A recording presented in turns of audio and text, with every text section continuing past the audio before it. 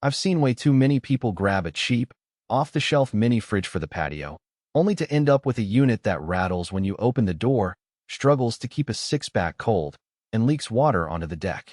The regret shows up fast, especially when you're trying to enjoy a backyard barbecue and the drinks are warm. So the question I keep hearing is, does spending a bit more on something like the ICEJUNGLE Outdoor Refrigerator actually feel like a smarter buy? Link is in the description if you want to check the product details on Amazon. The first thing to understand about any outdoor beverage cooler is the environment it'll sit in. A typical garage or RV bay can swing from scorching 100-degree afternoons to near-freezing nights, and you still expect the fridge to hold a steady temperature. That's where the ICEJUNGLE's compressor system and the outdoor use label matter.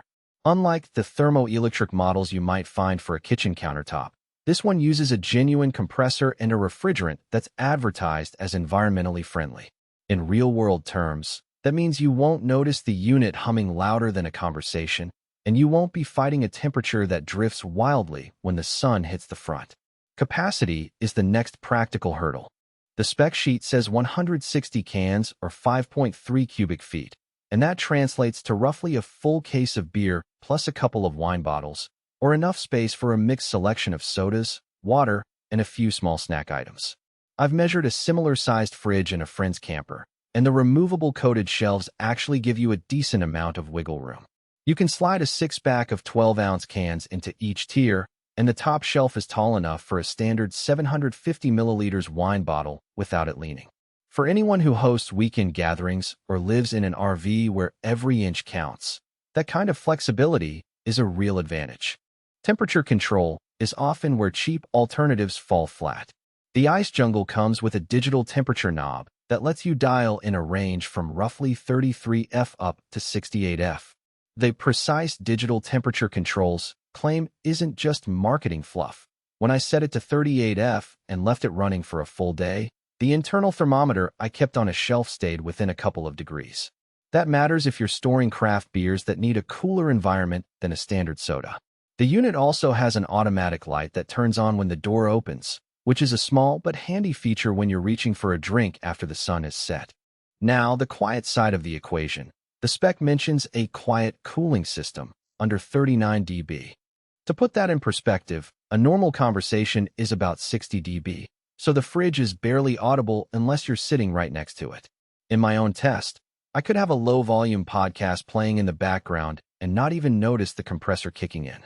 That's a big plus for people who plan to mount the fridge under a kitchen counter or in an RV cabin where you don't want the constant buzz to become background noise.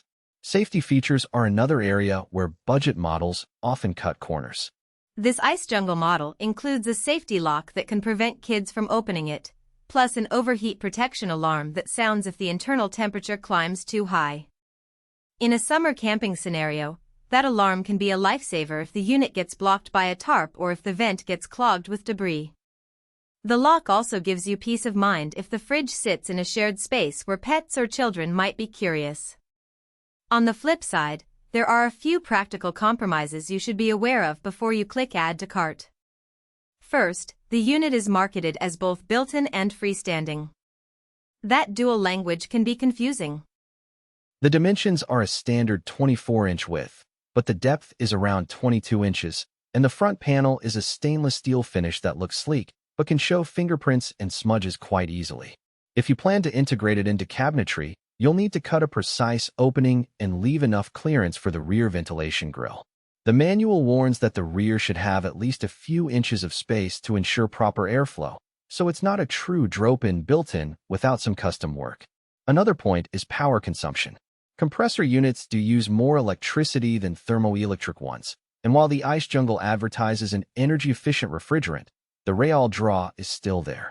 If you're powering the fridge from a solar setup on an RV, you'll want to factor in the amp draw, especially if you're also running lights and a small fridge for food. In a typical home setting, the draw is modest, but it's something to keep on your spreadsheet if you're living off-grid.